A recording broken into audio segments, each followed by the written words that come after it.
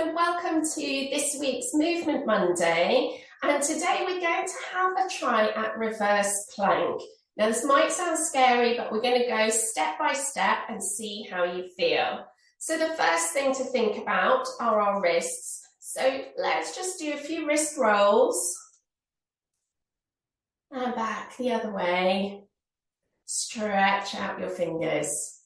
So we're going to start on the floor. You're going to have the knees bent and take the hands behind you. Now you can have the fingers pointing towards you. You could try them pointing out to the side, or you might prefer to have them facing backwards. So you can experiment to see what works for you. And then the first stage is just to lock your elbows, feel nice and strong in your arms. Press your feet down and see if it's possible just to scooch forward and back, lifting your hips off the floor. And you're going to feel that you get a nice stretch into your shoulders too. And as you're experimenting, you may try to lift the hips a bit higher.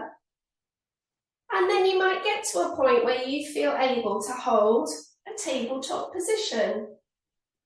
This is our first big stage in this journey, and that might be enough for you. So there's no prizes for pushing yourself too hard. So it may be that you're just practicing back and forth here, building up some strength and flexibility. It may be that you get to a tabletop. It may be from here that you can start to straighten out the legs into a reverse plank. So when we're here, we want to squeeze the glutes, gently draw the belly in, breathing deeply into the chest. There's a nice strengthening position without putting stress on the belly. You can strengthen the glutes, the arms, the back. And then to come out, just bend your knees, slowly come back down, coming back to a comfortable seated position.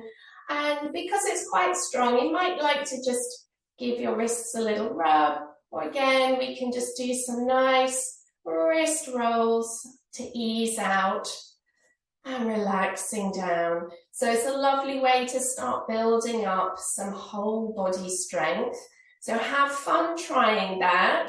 Don't be too hard on yourself, just go step by step and see where you get to, and then maybe you have a target for the future with a bit more practice. So good luck.